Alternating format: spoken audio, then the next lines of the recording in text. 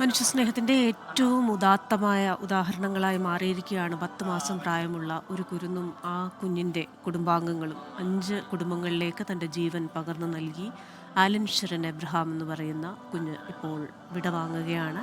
Nedungadappally saint Thomas CSI പള്ളിയിൽ സംസ്കാര ചടങ്ങുകൾ നടക്കുകയാണ്. നാടിൻ്റെ നാനാഭാഗത്തു നിന്ന് ആൾക്കാരവിടേക്ക് എത്തുന്നുണ്ട്. വിഷ്ണു സുരേഷ് കൂടി നമ്മളോടൊപ്പം ചേരുകയാണ് ഈ സംസ്കാര ചടങ്ങിൻ്റെ വിശദാംശങ്ങൾ നൽകുന്നതിനായിട്ട്.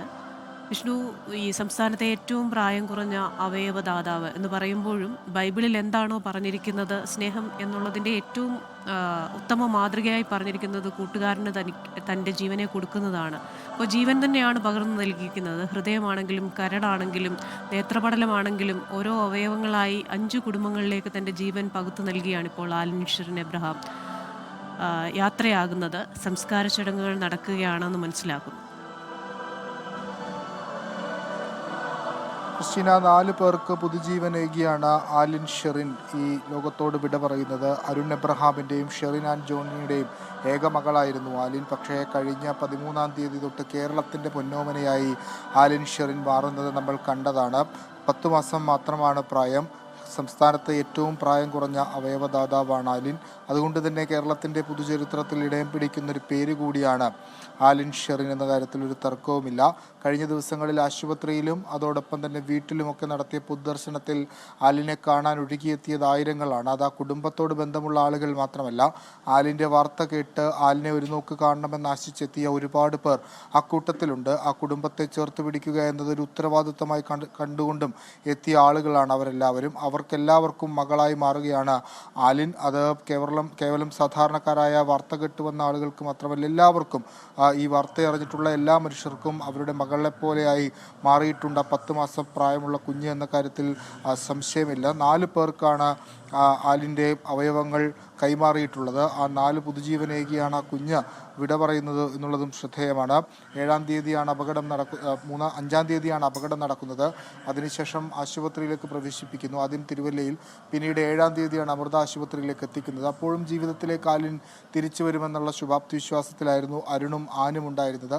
ഏറ്റവും ഒടുവിൽ ഫെബ്രുവരി 13-ാം തീയതി മരണം സ്ഥിരീകരിക്കുകയായിരുന്നു. അതിനുശേഷം അവർ വളരെ നിശ്ചയദാർഢ്യത്തോടെ ഒരു തീരുമാനമെടുത്തു.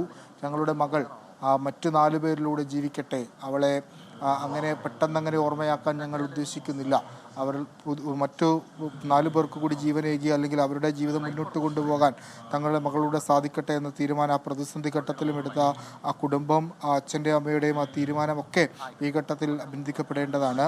അവർ ആ ശരീരത്തോടൊപ്പം ഇരിക്കുമ്പോൾ അവർക്കും അവരുടെ മനസ്സിലൂടെ കടന്നു പോകുന്ന ആ വേവലാതികൾ, ആലിൻ്റെ ഓർമ്മകളൊക്കെ ഉണ്ട്.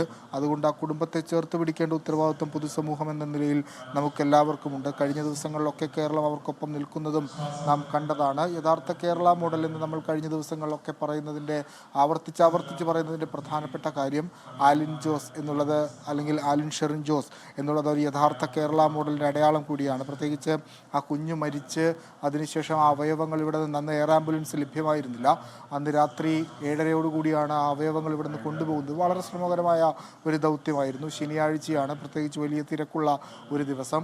ആ ദിവസം ആ കുഞ്ഞിൻ്റെ അവയവങ്ങൾ കൃത്യസമയത്ത് അവിടെ എത്താൻ സാധിക്കുമോ എന്നുള്ളത് ഒരു ചോദ്യചിഹ്നമായി നിന്നിരുന്നു. പക്ഷേ അന്ന് നാടൊന്നാകെ ആ കുഞ്ഞിൻ്റെ അവയവങ്ങൾ മറ്റൊരു ശരീരത്തിലെത്തി പെടുന്നതുവരെ, അതുവരെ പ്രാർത്ഥനകളോടെയും അതോടൊപ്പം തന്നെ റോഡിലും സഹകരിച്ച ആളുകൾ നിന്ന് നമ്മൾ കണ്ടതാണ്. അതാണ് യഥാർത്ഥ കേരള മോഡലിൻ്റെ ഒരു പ്രധാനപ്പെട്ട അടയാളമായി ആലിൻ ഷെറിൻ മാറുന്നത്.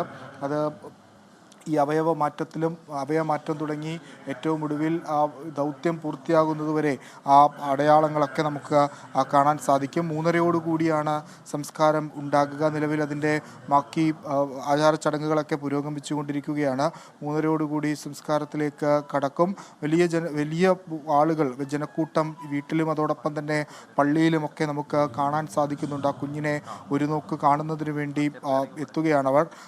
ഈ ആലിൻ്റെ ഈ അവയവങ്ങൾ വാങ്ങിയ കുടുംബവും മറ്റു കുടുംബങ്ങളും ഒക്കെ ആ കുഞ്ഞിനോട് വലിയ കടപ്പാട് പറയുന്നതൊക്കെ കഴിഞ്ഞ ദിവസം നമ്മൾ കണ്ടതാണ്. 6 മാസം പ്രായമുള്ള ശ്രീയെയും 10 വയസ്സുള്ള ശ്രേയയും ഒക്കെയാണ് അവയവം ശ്രീ വളരെ ചെറിയ കുഞ്ഞുങ്ങളാണ് അവർക്ക് ജീവനേകി അവരുടെ ജീവിതത്തെ മുന്നോട്ട് കൊണ്ടുപോകാൻ ഇനിയിപ്പോൾ ആലിൻ്റെ അവയവങ്ങളാണ്, ആലിൻ തന്നെയാണ് അത് എന്ന് വിശ്വസിക്കാനാണ് അവരുടെ കുടുംബത്തിനും നമുക്കെല്ലാവർക്കും ആഗ്രഹവും താല്പര്യവും. കാരണം ഈ 10 മാസം ജീവിതത്തിലേക്ക് കാലെടുത്ത് വെച്ചു എന്ന് പറയാൻ പോലും പറ്റാത്ത ഒരു കാലയളവാണ്. ആ കാലയളവിലാണ് ആലിന് ജീവൻ നഷ്ടമായത്. പക്ഷേ ആലിൻ എല്ലാവരിലൂടെയും ജീവിക്കും. ആലിൻ ആ 4 പേരിലൂടെയും ആലിൻ ജീവിക്കും. അത് ആലിൻ്റെ ഓർമ്മകൾക്ക് ഒരു മരണവുമില്ല. സാധാരണഗതിയിൽ നമ്മൾ മുതിർന്ന ആളുകളോ അല്ലെങ്കിൽ രാഷ്ട്രീയ നേതാക്കളോ ഒക്കെ മരിക്കുമ്പോൾ അല്ലെങ്കിൽ കലാ സാംസ്കാരിക രംഗത്തെ ആളുകളൊക്കെ മരിക്കുമ്പോൾ ഉപയോഗിക്കുന്ന ഒരു പ്രധാനപ്പെട്ട പദമാണ് അവരുടെ ഓർമ്മകൾക്ക് അന്ത്യമില്ല എന്നുള്ളത്. ആലിൻ ഈ 10 മാസത്തിൽ തന്നെ ഒരുപാട് ഓർമ്മകൾ സമ്മാനിച്ച്